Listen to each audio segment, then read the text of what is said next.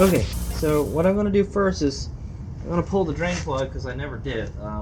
Basically, how I drained the diff is I turned it sideways and I put it on the drain pan. Now I'm pretty sure that works pretty good, but we'll just take it out just in case. But we'll take this out too. We gotta take it out eventually, and nothing's gonna come out of it. Trust me. So hopefully we can get it out with this. If not, to use impact gun.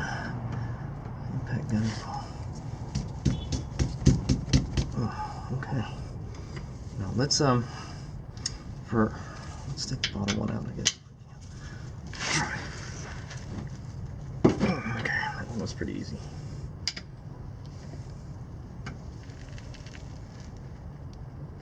Oh, Jesus. These are on so tight all the time, man. I'm going to double check the torque on the drive shaft, too. I don't remember if I torqued it or not. I think I did. Alright, so we're going to take this out. Like I said, nothing will come out of that one. Take this one out. Why there's like a dimple on it, I don't know. I think somebody hit it with like air hammer or something because it was stuck, and then boop, to get it out, maybe. Let's just use an impact gun. Ooh. What is that? Okay, so there's a big old magnet in it, so nothing came out. I'm gonna go clean up the magnet. I didn't know this is a magnetic one. That's a good thing. Let's go check out the magnet. Okay, so here it is. I'm gonna go get a clean, brand new napkin and wipe off all that. So there's probably metal shavings on here, is why I'm cleaning it. This is basically your filter for the your drain plug, and it's, you see a lot of black stuff mixed in with the green stuff. Well, those are metal shavings.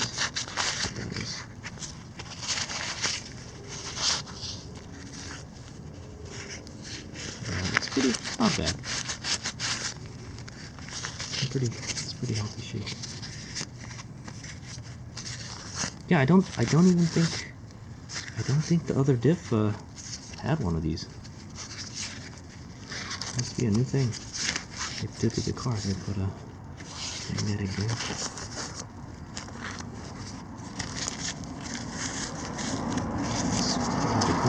That's a huge magnet. I've never seen one that big before. Okay, so as you can see, that's what came out of it. All that gray stuff, that's metal. That's all metal.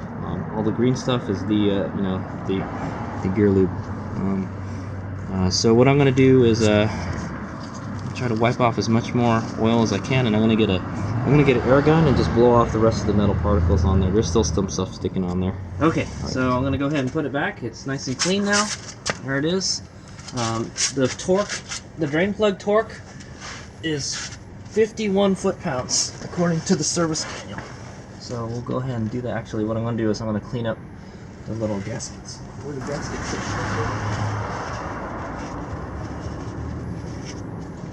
Just a little bit. Clean up in there a little bit. I'll let stuff out. Okay. Let's screw that back in.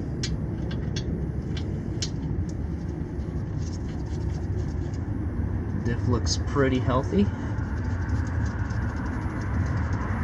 I do say so myself.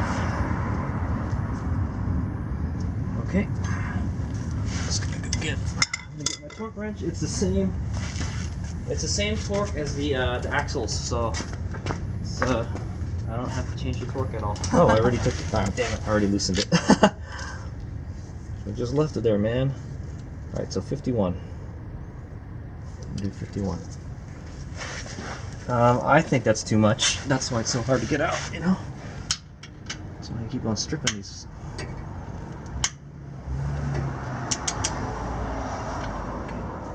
So make sure you hold it up on there pretty tight. Okay, that's good. Alright, so now time to fill up that diff.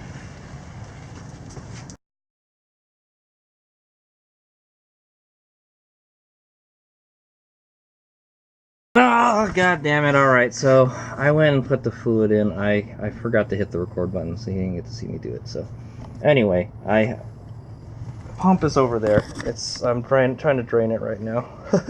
I'm trying to get all that fluid out of there so I can put that pump away. But anyway, I stuck the pump in there and we pumped it, and basically what happened was until it went empty, and then it started seeping out a little bit. So I was like, okay, I think that should be good.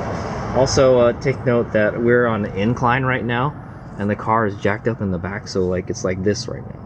So it should actually be yeah. So all the fluid is like leaning forward.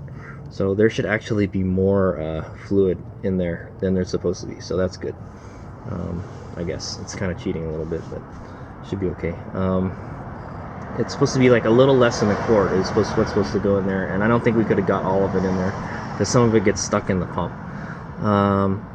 And then yeah. So what I did was I stick my finger in the hole. So the way you're supposed to check the fill level is. So yeah. So what you're supposed to do is stick your finger in there. What I did is I cleaned the threads up inside. There's a little bit of the it's kind of like pink. It's not really red. It's like a pink fluid. You can kind of see it mixed with the green there. It's pink and green. But yeah, it's so yeah, wipe the threads clean, and then what I did is I stick my finger in there and then like kind of dab it downwards a little bit, like kind of like this, dink dink, like that, and then pull it out. And if you see any fluid on your finger, that means you're good. It's level. That's the way to check like a transmission fluid or a differential fluid. That's how you're supposed to check the level. But once it starts oozing out, you're good. It started oozing out just a little bit. I was like, okay, it should be fine. But I know we got like too much in there, so that should be fine. All right, so now the last thing to do is torque the fill plug, and then put the wheels back on. And then I'm going to double check the drive shaft bolts to see if they're tight. I know I torqued the other side, so it should be good. And we just torqued this one. Okay, just in case you're wondering what that shockproof looks like, it's a kind of a pink goo is what it looks like. Pink goo. Oh, and it's still dripping. I'll put something on top of that. So I'm trying to drain the fluid pump right now. It's like just on top of my razor scooter, draining into there, but I didn't know it's going to come out of that way too. So okay, so the fill plug is 43 foot-pounds, so it's a little bit less than the drain plug. So that's what I'm going to go torque it at. No big deal. I'm imagining, I guess the back cover is more fragile than the bottom. Yeah, the bottom is made out of this cast iron.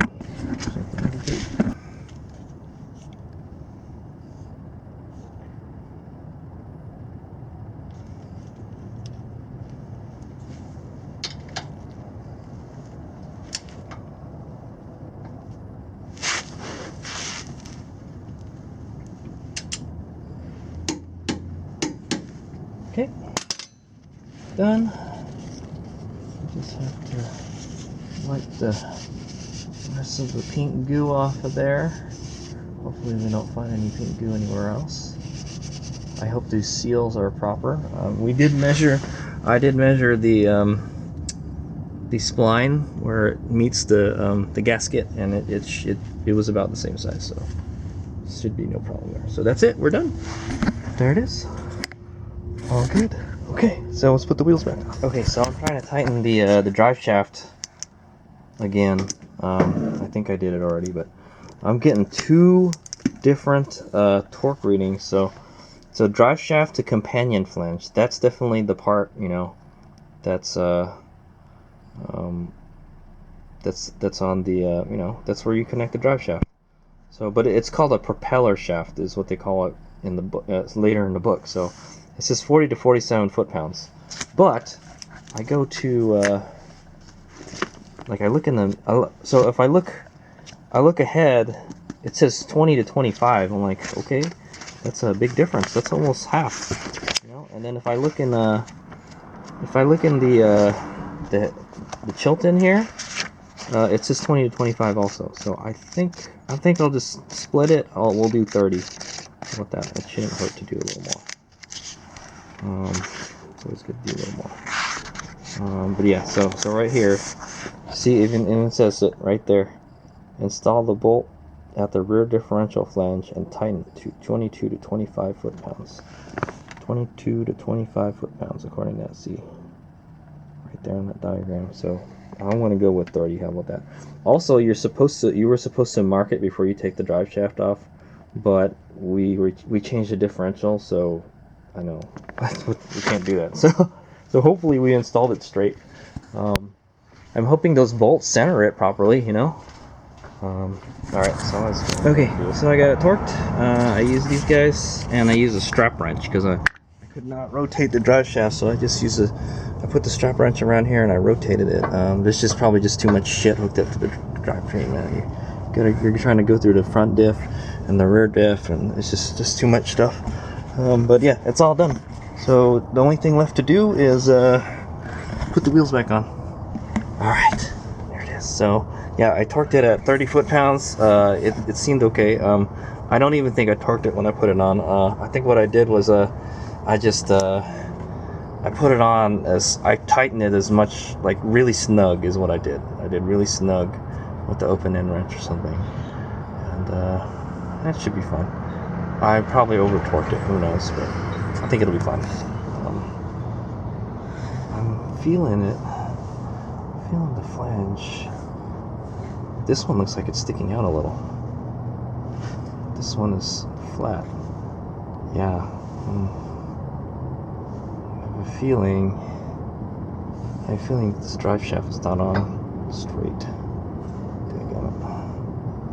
It's like, well, how the fuck am I supposed to do it, you know? I'm pretty sure these bolts are supposed to line up with this, you know. Hopefully it'll be okay. Okay, right. So yeah, it's time to put the wheels back on. You bad boy, do you not know how badly I want to get this thing off of the jack stands. I am sick and tired of seeing this car on jack stands, but I think that's it. There shouldn't be anything else to really do to the car other than get an alignment and replace the exhaust system because it's like falling apart. I want to put a bigger one. Yeah. All right. So let's get the wheels back on there. I gotta clean up. Here's my go. Okay, so a little note. I'm putting the axle away, and I'm trying to put the circlip. This is the one from the newer axle. I tried to put this onto the old axle, and it didn't fit. It's too thick. So that's why I thought it did look thicker to me. Yeah, that might have been why the other one wasn't going in. It was thicker. So I don't know if it makes a difference or not. Maybe the thick one fits in there fine, but I mean, it's okay. We put the other one back in there. It should be fine. But we did shrink it. I'm kind of worried it's going to pop out, you know. But I don't think it'll pop out. It should be fine. It did take quite a bit of force to get it in there, man. So I don't think it's going to come out. Hopefully not. You're driving around and then like it just pops out. Because there is quite a bit of force. I mean, I had to pull the axle out quite a bit when we put the flange in, so it's stretched out, you know. So hopefully that's not enough to make it a thing pop out, but hope not. All right. Okay, there it is. It's on. It's holding itself up now. So now what I'm gonna do is I'm gonna take it for a quick test drive around the block, come back, park it, and then that'll be it for now. And then we got to get a wheel alignment, and then the car is ready for battle. So yeah. So first I got to get the chocks off. I'm pretty sure it's stuck under the chocks, so I'm gonna back it up a little bit, hit the parking brake, and then take the chocks off, and then we take it for a ride. And then I'll let you know what happens. I think it should be fine. I'll take it for a quick spin. Yeah, I'll probably take it for a quick spin around the block, and then I'll take it, and then if I feel it's good, we'll go take it down Berryessa and take it up to like 50 or something for a little bit, and then come back. Hopefully the drive shaft is not vibrating or anything. All right. Okay, it's Mega here. So I just got back from test drive. I don't know, kind of disappointed. So I drove the car, and it drives fine. It accelerates fine, it turns fine, except under deceleration I'm getting like a knocking sign like that, kind of like a bad like bearing in your engine or something, but it's coming from behind me. I know it's coming from behind me. So yeah, I don't know what it is. I'm gonna have to look it up what it could be. It could be that I didn't put the drive shaft on straight and it's making that noise. but it only does it when I let off the throttle. It's the kind of weird thing.